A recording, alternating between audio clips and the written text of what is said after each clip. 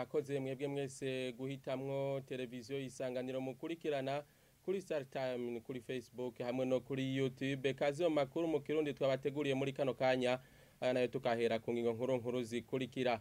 Umukuru w'igihugu ca Sudani y'Epfo ari nawe yarongoye ishirahamwe y'ibihugu bya Afrika y'ubuseruko yagize urugendo rw'akazi mu Burundi kuri uyu wa gatanu. Mu byo baganiriye n'umukuru w'igihugu hakaba harimo ivyo gukomeza amahoro n'umutekano mu karere. Nayo abanyagihugu bamwe bakorera mu Rumonge bakora imigambi yo kwiteza imbere bavuga ko umuyaga nkuba utangwa n'ishirahamwe Regidezo udakwiye, bakanavuga ko bimwe mu vyuma bakoresha bimaze igihe bidakora muri iryo shirahamwe. Bakavuga ko ico kibazo bakizi, bagasaba abanyagihugu ko banza kubabaza. Mukanya ni Donito.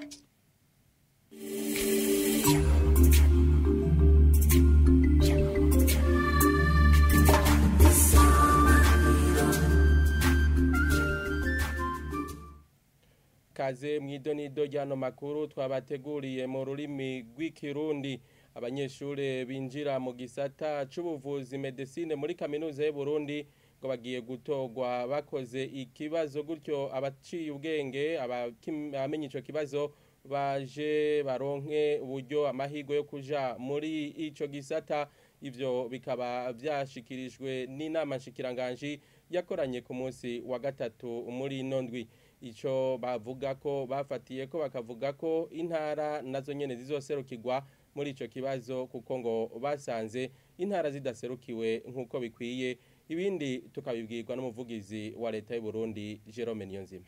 Urwandiko rero rurerekana ibitigiri by'abanyeshuri biga mu gisata c'ubuganga mu ntumbero yo kuraba ko ibivugwa bifite ishingiro canke ko koba rugushikuza. Haribonekeza ubudasa hagati y'igisagara ca Bujumbura n'izindi ntara. Abanyeshuri baturuka mu ntara zo hagati mu gihugu baronka amahirwe make yo kwiga muri ico gisata c'ubuganga. Kubera ivyo hari inzira zitatu zishoboka kugira ngo umuti uboneke intara zose ziserukirwe. Izo nzira nazo ni izi zikurikira. Inzira ya mbere no gukorera ikibazo ku migwa mikuru y'intara zose. Ivyo birafasha kuko abanyeshuri baca bagikorera hafi, ariko bica bisaba kongereza uburyo bwagenewe gukora ikoreshwa ry'ico kibazo. Inzira ya kabiri no gukuraho ikibazo cyo kwinjira mu gisata c'ubuganga hagafatirwa ku manota yo mu kibazo ca leta kubasumbije abandi, kandi intara zose zigaserukirwa. Iyo nzira ituma ata buryo bwo gukoresha ikibazo busubira gukenegwa, ariko biba biciye kubiri n'amategeko agenga umuryango wa Afrika y'ubuseruko. Inzira ya gatatu no kubananya gutunganya ico kibazo cyo kwinjira mu gisata c'ubuganga hagatogwa ba mbere mu ntara. Igitigiri c'abanyeshuri baserukira intara coshingwa hafatiwe ku gitigiri c'abanyeshuri bakoze ikibazo ca leta. Inama nshikiranganji yihweje izo nzira zitatu zishoboka, yabonye ko inzira nyayo ari yo kubananya gutunganya ico kibazo cyo kwinjira mu gisata c'ubuganga hagatogwa ba mbere mu ntara. Igitigiri c'abanyeshuri baserukira intara kigashigwaho hisunzwe igitigiri c'abanyeshuri bakoze ikibazo ca leta. Jerome Niyonzima akaba umunyamabanga mukuru akaba n'umuvugizi wa leta y'u Burundi. Hagiye gushigwako urubuga yagiro hagati y'ishirahamwe rijeje kugenzura itumatumanako ry'amakuru AST hamwe n'amashirahamwe yo gutumatumanako namwe n'igipolisi. Ngo uwo muhora ukazofasha kugira ngo uwibwe amafaranga yiwe biciye mu buryo bwa Rimikash na Ecocash ashobore gusubizwa utwiwe. Ivyo bikaba vyashikirijwe n'umushikiranganji ajejwe ivyo gutumatumanako Leokadinda Cayisaba mu kiganiro yahaye abamenyesha makuru, akabashikiriza ko bene ubwo busuma bw'imonogoje muri no misi. Tumukurikire. Agiye gushigwaho urubuga yagiro platform mu gifaransa hagati y'urwego wa RCT amashirahamwe yo gutumatumanako hamwe n'igipolisi, ku buryo umwene gihugu azoba yibwe canke afise ikindi kibazo ashobora kwitura igipolisi kimwegereye canke ibiro by'ishirahamwe rimwegereye atiriwe aramanuka i Bujumbura, maze agashobora gutunganirizwa akaronka inyishu mu mwanya muto. Hagiye kandi kugwizwa inyigisho no guhimiriza abenegihugu kwikoreshwa neza rya telefone ngendanwa n'ibijanye no guhanahana amahera. Ivyo bikazoca mu binyamakuru, mu mashengero, mu masoko no mu bindi bibanza bihurirwamwo abantu benshi. Umuntu azokwihenda mu kurungika amafaranga ahatariho agaheza akabimenyesha abarongoye ico gisata rimikashi canke ekokashi, azoyasubizwa mu kiringo c'iminsi itarenga 3 mu gihe uwayarungikiwe yanse kwitaba abarongoye ico gisata kugira ngo batohoze neza ko ataco bari basangiye mu kurungikirwa ayo mafaranga. Tugiye gukorana n'urwego umushikiriza manza wa leta cyo twokita mu gifaransa ministère public kugira hugurugwe dossier ku bantu byagaragaye ko bagiriwe n'icaha biciye mu busuma bwo ku mirongo yo gutuma n'akamahera, kuko bimaze kugaragara ko iyo abantu bibwe bamaze gusubizwa ayo mafaranga yabo baca baheba dossier, umusuma akabandanya yidegemvya akaguma yiba abandi. Twomenyesha ko mu bushikiranganje turongoye mu ntumbero yo kwifatanya n'amakungu turiko turategura integuro izokwemezwa n'igihugu mu bijanye no kwemeza amasezerano mpuzamakungu ariyo yerekeye gukinga no guhana ivyaha bica ku mbuga bwa none, Convention sur la cybersécurité et la Convention sur la cybercriminalité. Tukibandanya nano makuru, ivyuma bitanga umuyaga nkuba uva ku mishwarara y'izuba bigera kuri 11 vyaruguruwe mu bibanza biri kure y'ahashika umuyaga nkuba utangwa nishira hamwe Regidezo ku mutumba Kamahoro muri komine ya Buhiga mu ntara ya Karusi, bikaba vyuguruwe nishira hamwe ryawo nigitaho iterambere PNUD na icegera c'umunyamabanga mukuru w'ibihugu vyunze ubumwe akaba n'umuyobozi w'ibiro vya Afrika muri PNUD, akaba yavuze ko bikwiye ko igitigiri c'abahabwa umuyaga nkuba co kwiyongera n'abanyagihugu baba muri ako gace bakaba bashima bakavuga ko bizobafasha kwiteza imbere. Ornera Muco: Yo, ndanezerewe cyane, twese n'abatayi turanezerewe. Umuyaga nkuba tuvuga kuva mu kwindwi baraje barestara hama barashiraho ibituma tuzoronka uwo muyaga nkuba. Inyuma y'ibikorwa byo kugurura icese ikoreshwa ry'umuyaga nkuba uva ku mishwarara w'izuba ku mutumba Kamahoro ni muri komine Buhiga mu ntara ya Karusi, n'ishiramwe mpuzamakungu ijerwe iterambere PNUD kuri wa kane icegera c'umunyamabanga mukuru w'ibihugu vyunze ubumwe akaba n'umuvugizi w'ibiro vya Afrika vy'ishirahamwe ijerwe iterambere ku isi Abuna Eziakonwa yasanze hakenewe kubakwa isoko rinini rya kijambere mu kibanza c'agasoko gato kahasanzwe. Ikindi iryo shiramwe PNUD itegekanya gukora ngo nukuronsa umuyaga nkuba amazu ashika 918 mu gihe kuri mutumba ingo dishika 100 arizo zonyene zishobora kuronka uwo muyaga nkuba. Bamwe mu bakenyezi bagiye gutangura gukoresha umuyaga nkuba mu bikorwa bitandukanye bavuga ko bazohungukira vyinshi nko gukoresha umwanya muto, hakaba harimwo kandi muri abo bakenyezi n'abaronkejwe imashini yo gushona. Yo, ndanezerewe cyane. Bamwe hariho bamwe twakoresha izo dutiye canke izo dukose, ariko turashimye cyane yaho PNUD tugabiye umuyaga nkuba rero, ahubwo nawe ni uzodufasha cyane kuko tugiye kugira habona, kandi nibi nivyo bizodukoreshereza kuko twahadukonye dukoresha amaguru tukaruha, ariko ubu ntituzoruha. Ikindi kandi twakora nk'impuzu ya itanyoka gose tugiye kunyaruka, iyo twakoze nk'amasaha 2 ndizera neza ko tuzoyikora nk'isaha imwe.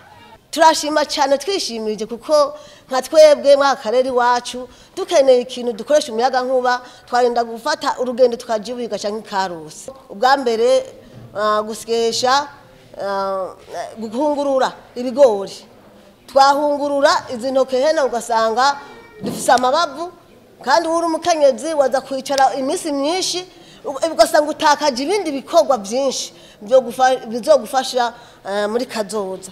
Mugubu uzozana uzokwandikira hamuzanira guhungurure ku mwanya muto hamusubire ku mirimo yawe. PNUD ikaba yaragendeye kandi ikigo c'akarere cigisha imyuga n'ubuhinga kizokwakira abanyeshuri 700 muri abo 600 bakazokwiga barara. Ico kigo kitaratangura gukora ikaba carubatswe na leta irusi muri commune Shombo. Igishanga mpuzamakungu rikaba ryagendeye ico kigo kugira irabe ibikorwa aho bugeze. Ubwo rugendo rukaba rwakozwe inyuma y'ivyaganiriwe mu munano wabaye hagati y'umukuru w'igihugu c'u Burundi hamwe n'icegera c'umunyamabanga mukuru w'ibihugu vyunze ubumwe akaba n'umuvugizi w'ibiro vya Afrika vy'ishirahamwe ry'iterambere ku isi ahuna Iziakono. Onera muco tugukengurukire kuri iyo nkuru watwegeranirije. Mu ntara ya Rumonge naho bamwe mu bakora imigambi yo kwiteza imbere mu gisagara ca Rumonge mu makartier amwe baridoga bavuga ko umuyaga nkuba utangwa n'ishirahamwe Regideso iyo ubonetse uza ku rugero rudashemeye. Bagashikiriza ko zimwe mu mashine zabo zimaze igihe zidakora kubera iryo gabanuka ry'umuyaga nkuba. Muri iryo shirahamwe bakavuga ko biriko bitumwa nuko abantu bakenera umuyaga nkuba biyongereye, bagasaba abo barangura imigambi kwama bahanuza imbere yo gukoresha ivyo vyuma. Mu Rumonge Jean Pierre Misago. Turafise ico kibazo kubera transfer dufise nishobora gukoresha kugira ngo abantu imigambi yabo y'iterambere bashobore kuyirangura yose. Bamwe mu bidoga ko batariko bariteza imbere bitumwe n'umuyaga nkuba muke nabari biyumviriye gushinga gahinguriro k'amasabuni muri quartier Mugomere y'igisagara ca Rumonge. Hafashimana Onesforo umwe muri bo avuga ko batararonka umusaruro nk'uko bavyibaza kuko imashine zabo zitigeze zaka umwaka ugiye kurumana. Kuko ibi bikoresho byose mubona tumaze kubishira ngaha tugize ngo turinstara tukashiramwo umuriro, twagize ikibazo twasanze umuriro ari muke cyane ata kintu na kimwe ushobora kugira ngo urakije imashine zacu twamaze gushira ngaha. Pacifique Ntuzwe n'Imana nawe yibeshaho mu by'igifundi c'umuyaga nkuba ashikiriza ko bishika ntanahembwe iyo yagiye gukora akavaho ivyuma bitatse kubera umuyaga nkuba muke. Kibazo c'umuyaga nkuba muke kiraraba n'ibitaro Amahoro vyo mu Birimba aho ivyuma bimwe ntibikora kuva ivyo bitaro vyuguruye amezi agiye kuba ndwi. Ni nk'ivyuma vyo mu buruhukiro, ivyuma vyo kumesura impuzu, ibindi vyuma ibisohora impapuro bikora amasaha mwamwe yahandi muri quartier batariko barakoresha umuyaga nkuba cyane. Aho kuri ivyo bitaro ni radio ntikora kubera ico kibazo nkuko abahakora babivuga. Abagize ico bashikiriza basaba Regideso kubaha umuyaga nkuba ukwiye. Basaba ko bokongereza umuyaga nkuba bagaduha transfer kugira ngo ibikorwa bibandanye by'iterambere. Ico saba nuko bodufasha gutanga umuyaga nkuba ukwiye kugira ngo natwe dushobore kubaho nk'abene gihugu nk'abafundi dusumira iyindi miryango kugira ngo natwe twiteze imbere. Twebwe ico dusaba ngo yuko by'ukuri abajejwe Regideso bokumva akamo kacu n'abandi bene gihugu bakatuzanira umuriro ukwiye ngaha ku Mugomere ku buryo bw'uko amashirahamwe n'abandi bafite amamashine abafise inguvu ashobora kuronka uwo muriro kugira ngo natwe dukora ibikorwa byo kwiteza imbere. Felix Ntirampeba arongoye Regideso mu mwanuko bw'u Burundi avuga ko iryo gabanuka ry'inguvu z'umuyaga nkuba ritegwa nuko igisagara kiguma caguka abantu bagakenera umuyaga nkuba hakoreshejwe vya vyuma nyene vyari bihari imihani kiri mike. Ahandi naho usanga bikoze ku bikoresho nk'insinga zidakwije amategeko. Waserukira Regideso mu mwanuko bw'u Burundi ahanura abashaka gushinga imigambi isaba umuyaga nkuba kubanza kwegera ahubwo Regideso ibarabire ko inguvu z'umuyaga nkuba bifuza gukoresha uhari muri ico kibanza bifuza. Hagati aho ababa muri quartier Mugomere ngo borema mu nyuma yaho bazanye ikindi cuma kuhongerereza inguvu z'umuyaga nkuba. Urakenuye Jean Pierre Misago. Dusozera no makuru twabateguriye. Umukuru w'igihugu ca Sudani y'Epfo yagize urugendo rw'akazi kuri uyu wa gatanu mu Burundi ni mu rukurikirane rw'ingendo uwo arongoye igihugu ca Sudani y'Epfo Salva-Kiir asanzwe ariko aragira mu bihugu nk'u Burundi, u Rwanda hamwe na Repubulika Iharanira Demokarasi ya Kongo. Mu byo baganiriye n'umukuru w'igihugu c'u Burundi hakaba harimwo gukomeza amahoro n'umutekano mu karere k'umuryango w'ibihugu vya Afrika y'ubuseruko. Ivyo baganiriye ibi n'ibindi tukaba tubibwirwa n'umunyamabanga mukuru w'umuryango wa Afrika y'ubuseruko Dr. Peter Matuki akasubirwamo mu Kirundi na Ro Ndwayesu. Their Excellencies considered the status of peace and security. Aba bakuru b'ibihugu bayaze cyane ku bijanye n'amahoro n'umutekano mu karere ka Afrika y'ubuseruko. Bahurije ko amahoro n'umutekano ari ingingo shimikiro ku iterambere ry'umubano n'ubutunzi mu muryango kandi ko bihambaye mwishigwa mu ngiro ry'amahangiro y'umuryango. Bahamagarira ibihugu biwuhurikiyemwo kimwe cose gushira mu ngiro ico ciyemeje mu masezerano yashizeho umuryango wa Afrika y'ubuseruko. Aba bakuru b'ibihugu babiri bashimangiye umwitwarariko ku byapfundikiwe mu biganiro byabereye i Nairobi kubw'umuryango w'ibihugu bya Afrika y'ubuseruko. Bongera kandi bumvikana ko hakenewe byihuta ishigwa mu ngiro ry'ibyafundikiwe i Rwanda kugira ngo hakingwe ko umutekano muke urangwa mu buseruko bwa Kongo wobandanya guhungabana cyane ibihakwa gutuma utandukira mu bindi bihugu bibanyi. Bahurije kandi ko hakenewe ishigwa mu ngiro ku mareta abiri y'ibihugu bibanyi kandi bivukanye ari byo u Burundi n'u Rwanda, ivyo bumvikanye hagati yabo mu bijanye n'imigenderanire hagati y'ibihugu bigize umuryango wa Afrika y'ubuseruko, hadasizwe inyuma kureka abantu bakidegembya ibidandazwa hamwe n'ibikorwa n'ibindi bitandukanye. Free movement of persons, goods and services. Tukabamenyesha ko warongoye igihugu ca Sudani y'Epfo akaba ariwe kandi aramutswa n'umuryango wa Afrika y'ubuseruko akaba yaciye asozera urugendo rwiwe ku muhingamo w'uyu wa gatanu. Naho rero turangirije amakuru twari twabateguriye kuri televiziyo Isanganiro. Mwakoze mwese mwayakurikiye, mwandanye mukurikirana ibiganiro bica kuri televiziyo Isanganiro.